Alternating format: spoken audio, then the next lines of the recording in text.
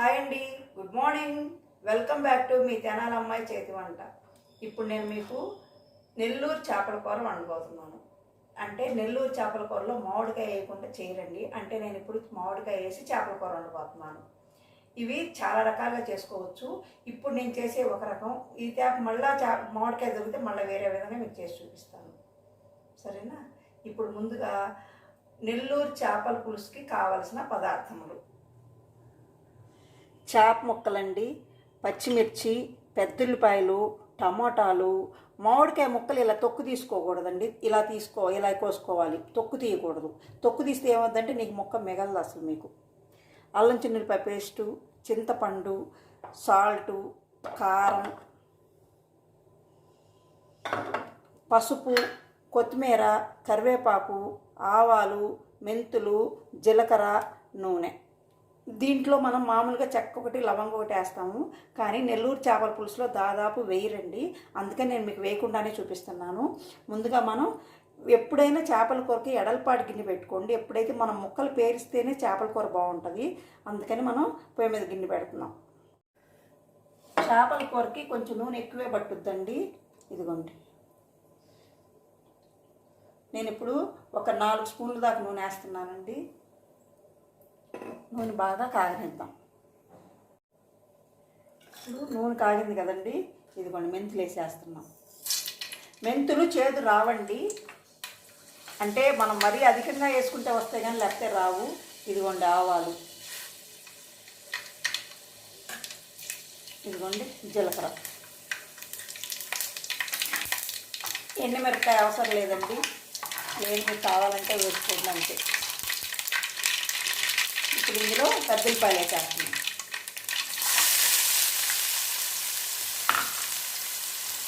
ఉల్లిపాయ కూడా కాస్త ఎక్కువే పడుతుందండి చేపల కూరలో. అసలు నాన్ వెజ్కే ఉల్లిపాయ ఎక్కువ పడుతుంది. ఇప్పుడు ఇది వేగనిద్దాం. ఇందులో ముందుగా పచ్చిమిర్చి కూడా వేసేసుకుందాం. పచ్చిమిర్చి ఇలాగ ఒక గీత పెట్టుకోండి చాలు, లేదనుకుంటే కాయలు వేసుకున్నా పర్వాలేదు. అప్పుడు లోపల బాగా పులుసు వెళ్ళి మీకు టేస్ట్ వస్తుంది. అందుకని కొంచెం ఒక గీత పెట్టాం అసలు. ఇది ఎర్రగా యాగనిద్దాం. ఇందులో కొంచెం ఉప్పు వేసి మూత పెట్టుకుందామండి, ఎందుకంటే బాగా ఉడికిపోతుంది. అందుకని పసుపు కూడా వేసేస్తున్నాను.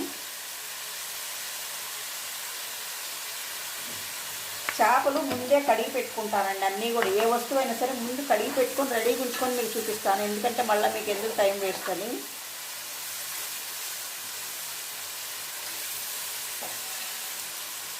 ఈ చేపల కూరకు మాత్రం మా అమ్మమ్మ ఫేమస్ అండి.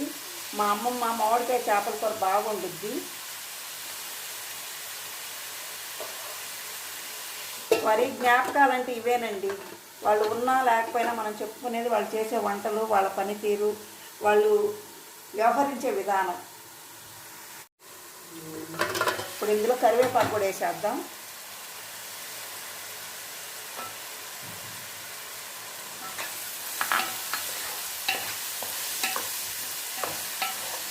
చూడండి బాగా ఏగుతున్నాయి కదా.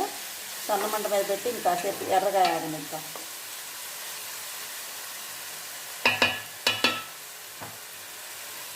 వండిని గిన్నెకి వేసి గరిటె కొట్టకూడదంటండి, కానీ అలవాట్లో పొరపాటు వెళ్ళిపోయింది అట్లాగే. చూడండి బాగా వేగిపోయింది కదా. మనం ఇప్పుడు టమోటా వేసేద్దాం. టమోటా వేసిన తర్వాత అల్లం చిన్నులపాయ పేస్ట్ వేసేద్దాం. లేదంటే ముందైనా వేసుకోవచ్చండి అల్లం చిన్నులపాయ పేస్ట్. ఎట్లయినా ఒకటే, టమోటా కానీ అల్లం చిన్నులపాయ పేస్ట్ కానీ. కాకపోతే ఇవి నూనెలో బాగా మగ్గనిస్తేనండి మనకి గుజ్జు వచ్చుద్ది, బాగా థిక్గా వచ్చుద్ది. ఇట్లా ఉడికేదానికి ముక్కలతో పాటు ఉడికేదానికి చాలా డిఫరెన్స్ ఉంటుంది.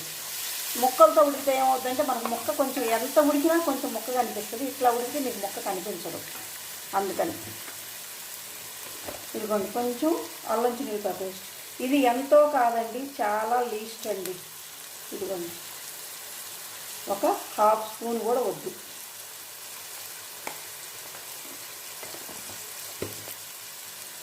అది కూడా వేస్తే వేయండి, లేకపోతే లేదు. అవసరం కూడా ఎమర్జెన్సీ ఏం కాదు, ఇది తప్పకుండా వేయాలి, వేయకపోతే బాగోదని ఏమీ లేదు. ఒకవేళ చేప ఇన్ కేస్ ఏమైనా కొంచెం వాసన వస్తున్నా సరే ఈ అల్లం చిన్నులపాయ ఒక్కోసారి నీసు వాసన వస్తుంది చేపల కూర, అది పోయిద్ది అంతే. అందుకని ఉంటే తప్పకుండా వేయండి, లేకపోయినా దానికోసం పరుగులు అవసరం లేదు. ఇప్పుడు మళ్ళీ మూత పెట్టేద్దాం.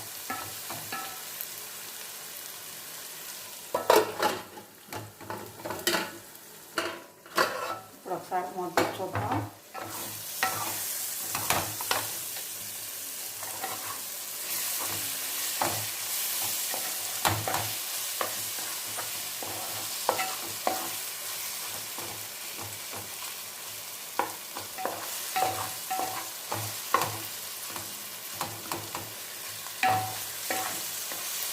ఇప్పుడు మనం చింతపండు పులుసు వేసేద్దాం.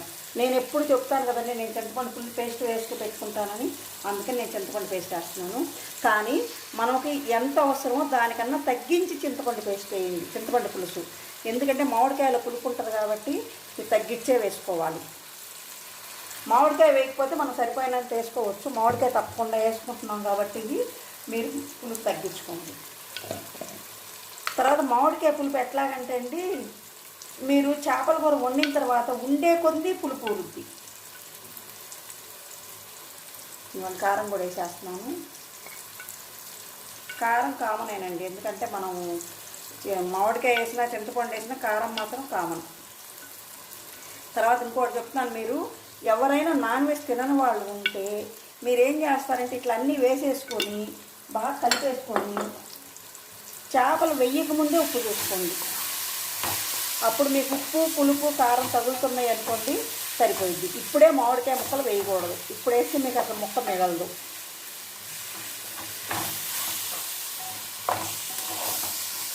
ఇప్పుడు నీళ్ళు పోసేసుకున్నాం.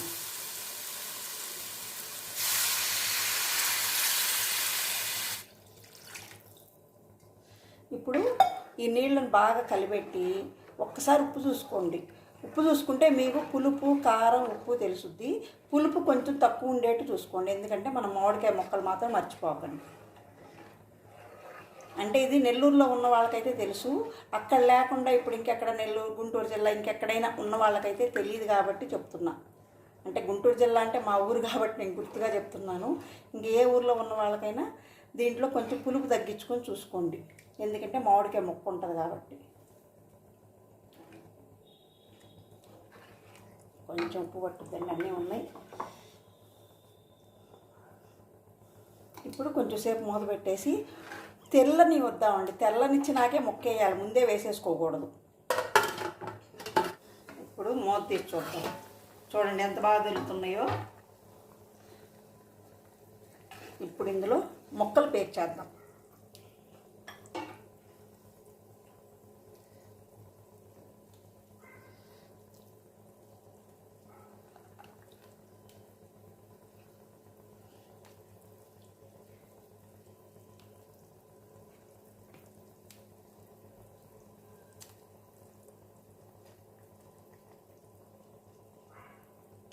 చూడండి, ఎప్పుడైనా చేపల కూర ముక్కలు ఇట్లా పేర్చుకోవాలి, ఒకదాని మీద ఒకటి వేసేస్తే మీకు ఉడికి అంతా బాగానే ఉంటుంది. తీసుకోపోయేటప్పుడు ముక్క పేస్ట్ లాగా వస్తుంది, ఒకదాని మీద చిదిరిపోయింది ముక్క. అందుకని వెడల్పాటి గిన్నె పెట్టుకోండి.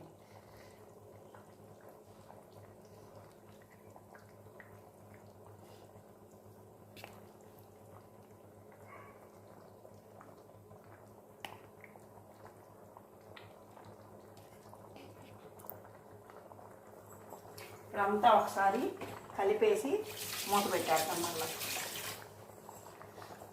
తర్వాత చేపల కూరనండి ఇదిగోండి ఇట్లా తిప్పుకోవాలి, లేదంటే ఇలాగా. మనం గరిటె పెట్టి తిప్పకూడదు. కాకపోతే ఫస్ట్ వేసినప్పుడు తిప్పితే ఏం కాదు, కానీ ఒక ఉడుకు పట్టిన తర్వాత నుంచి అట్లా తిప్పాలి. ఇప్పుడు మూత పెట్టేసి సన్న మంట మీద ఉడకనిద్దాం. ఎక్కువసేపు పట్టదండి చేపల కూర ఉడకడం కూడా, మన మాంసం కన్నా తక్కువ టైమే పట్టుద్ది. నేను ఎప్పుడు చెప్పినట్టే ఇదిగో ఇట్లా ఉడికొచ్చేటప్పుడు అప్పుడు మంట తగ్గించండి. నేను ఇందాక తగ్గించేయమన్నాను కదా, అట్లా కాదు. ఇట్లా ఉడికేటప్పుడు మంట తగ్గించేసుకుంటే సిమ్లో పెట్టేసుకుంటే అప్పుడు బాగా ఉడుకుద్ది.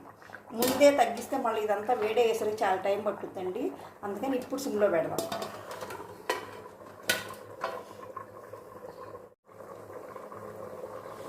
ఒకసారి మూత తీసి చూసి ఒకసారి తిప్పుదాం. అంటే సట్టిని తిప్పాలి కదండి, గరిటతో తిప్పకూడదు కదా, అందుకని సట్టినే తిప్పుదాం.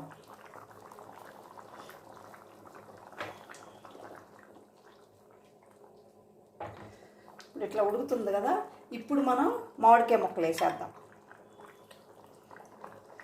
ఏమండోయ్, ఇంకోటి, ఈ టెంకిని కూడా వేసుకోండి. టెంకి మొత్తం తీసేయకండి, ఇట్లా కన్ను ఉంచుకోండి. ఇది పులుసులో ఉడికితే భలే టేస్ట్ వస్తుంది. నేను మా అమ్మమ్మ చేపల కూర వండితే ఇది మాత్రం నేనే వేసుకునేదాన్ని, ఎందుకంటే నాకు అంత ఇష్టం.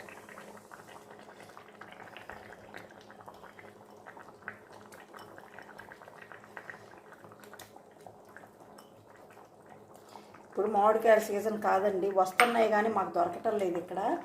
కానీ మీకు చూపించడం కోసమే నేను మామిడికాయ కొనుక్కొచ్చా. చాలా రేటు పెట్టారు. ఈ చిన్న కాయ 40-50 రూపాయలు అమ్ముతున్నారండి.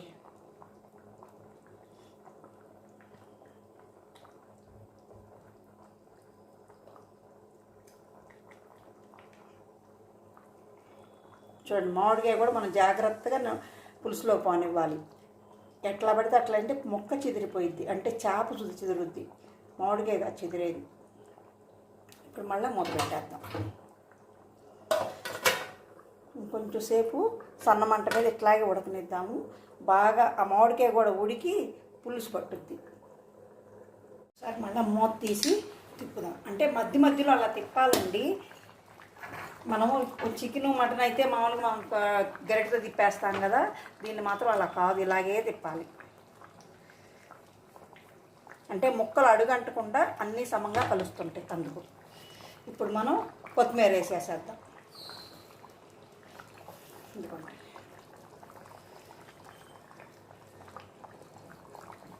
ఇంకా కొంచెం ఒక 5 నిమిషాలు ఉంచేసి దించేద్దాం.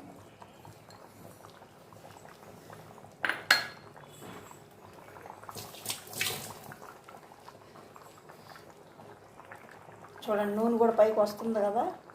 ఒక 5 నిమిషాలు. ఎప్పుడైనా చేపల కూర వండగానే తినకండి. కనీసం ఇప్పుడు పొద్దున్నే ఒక 8 వండుకున్నారనుకోండి, సాయంత్రానికి చాలా బాగుంటుంది. సాయంత్రం వండుకున్నారనుకోండి, రేపు పొద్దున్నేనండి చాలా బాగుంటుంది. ఎప్పుడైనా వండిన కూర వెంటనే మనం పళ్ళెంలో పెట్టుకుంటే దానికి పులుపు, ఉప్పు, కారం అన్నీ పట్టవండి. అందుకని ఎప్పుడైనా కొంచెం లేటుగా ముందుగా వండుకోండి, లేటుగా తినండి. ఇదిగోండి, మామిడికాయ ముక్క ఎలా ఉడికిందో మీకు చూపిస్తాను. ఇదిగోండి, చేపల కూర రెడీ అయిపోయింది. ఇప్పుడు మీకు నేను చేపల కూర చేసుకునే విధానం మొత్తం చూపించాను కదండి. ఎప్పుడైనా నూనె ఇట్లా పైకి రావాలండి. ఇట్లా నూనె పైకి వస్తేనే కూర అయినట్లు. నెల్లూరు చేపల పులుసు is ready to serve. Thank you. Please subscribe, like, share my channel.